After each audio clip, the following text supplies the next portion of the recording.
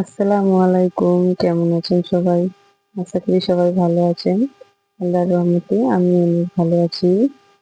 তো আজকে রেসিপি নিয়ে হাজির হয়েছি রুই মাছের মাথা দিয়ে ঘন্ট বানাবো শীতকালীন ৪-৫ রকমের সবজি দিয়ে।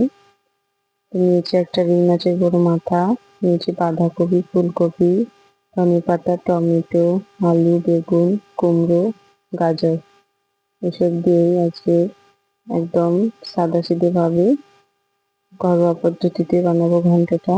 খুব সুন্দর একটা রেসিপি হবে। তো দেখুন বন্ধুরা কিরকম আমরা রেসিপিটা তৈরি করছি। মাথাটা পরিষ্কার করে নিই, বাজার থেকে কিনে এনেছি। তো পরিষ্কার করে নেব, মাথাটা ভালো করে পরিষ্কার করে ভাজতে হবে। তো দেখুন কি সুন্দর লাগছে, শীতকালীন নানান ধরনের সবজি। তো সব পরিষ্কার করে নিয়েছি। এবার কড়াই বসাই দিয়েছি চুলায়। কড়াই গরম হয়ে গেছে, দিয়ে দিলাম তেল পরিমাণ মতো। মাথাটা ভালো করে ভেজে নেব। তেলে একটু হলুদ লবণ দিয়ে দেবো কালার হওয়ার জন্য। দিলাম একটু লবণ, একটু হলুদ। গরম হয়ে গেছে, মাথাটা ছেড়ে দেব। ভালো করে উল্টে পাল্টে লাল লাল করে ভেজে নেব সুন্দরভাবে। মাছের মাথা দিয়ে ঘন্ট একদম অসাধারণ লাগে, একবার বাড়িতে ট্রাই করবেন। উল্টে পাল্টে ভালো করে ভেজে নিলাম, তুলে নেব। এবার কড়াইয়ে যে তেল আছে সেই তেল দিয়ে রান্না করব। ফোড়নে দিয়ে দিলাম 2টা তেজপাতা, দিয়ে দিলাম পেঁয়াজ কুচি। তেজপাতা একটু লাল করে ভেজে নিলাম, তারপর দিয়ে দিলাম পেঁয়াজ কুচি। পেঁয়াজটা ভালো করে লাল লাল করে ভেজে নিতে হবে।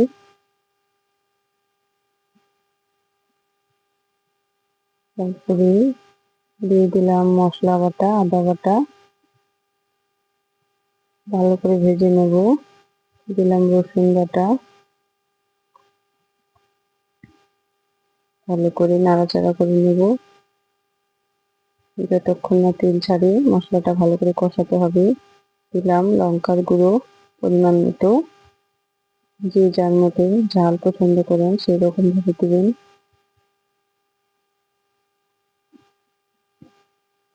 দিয়ে দিলাম পরিমাণ মতো লবণ,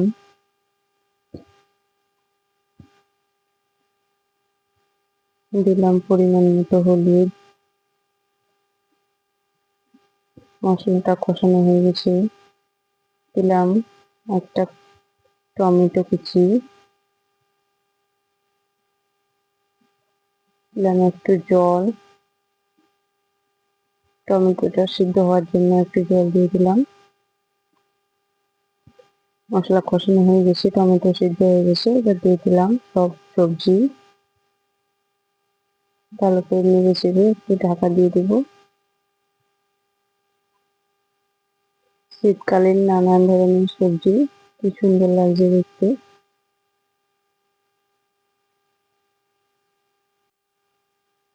একটু ঢাকা দিয়ে দিলাম সিদ্ধ হওয়ার জন্য। 3-4 মিনিট পর খুলে দেখে একটু নাড়াচাড়া করে দেবো। একটু জল দিয়ে দেবো সিদ্ধ হওয়ার জন্য।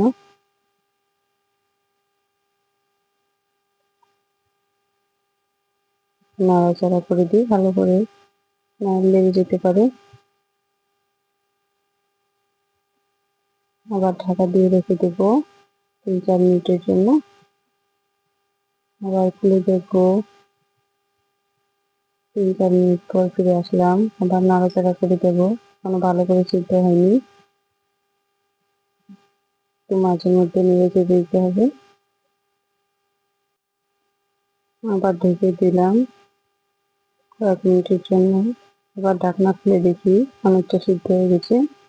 ভালো করে নাড়াচাড়া করে দেবো। এবার দিয়ে দিলাম এই পর্যায়ে মাছের ভাজিয়ে রাখা মাথা। মাথাটা এবার ভালো করে ভাঙিয়ে দিতে হবে, সব একসাথে মিক্স করে নিতে হবে।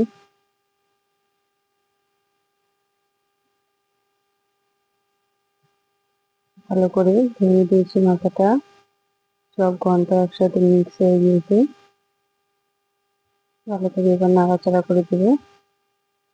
এই পর্যায়ে একটু 3-4 মিনিটের মতো ঢেকে রেখে দেবো।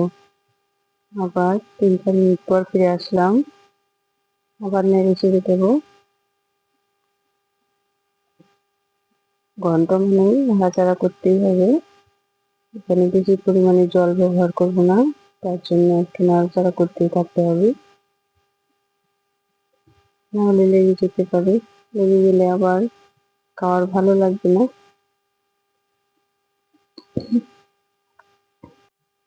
একটু পর্যায়ে পাঠিয়ে দেবো কুচি করে রাখা ধনে পাতা।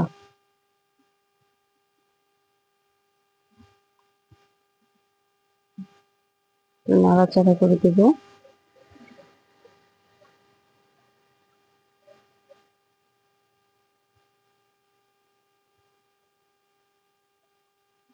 লেগে যাচ্ছে, তার জন্য একটু একটু সামান্য পরিমাণে দিয়ে দিলাম জল।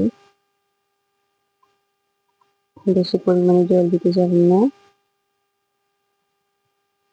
ঘন্টাতে বেশি জল ব্যবহার না করাই ভালো। একটু ঢাকা দিয়ে রেখে দেবো। 2 মিনিট পর আবার ফিরে আসবো। দেখুন রান্না প্রায় শেষের দিকে।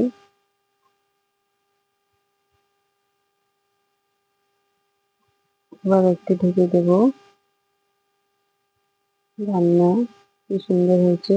আপনারা বাড়িতে একবার হলে ট্রাই করবেন, ভাত বা রুটির সাথে একবারে জমে যাবে। দেখুন বন্ধুরা, অন্য পাত্রে পরিবেশন করে নিয়েছি। ভিডিওটি ভালো লাগলে লাইক সাবস্ক্রাইব করতে ভুলবেন না। আসসালামু আলাইকুম।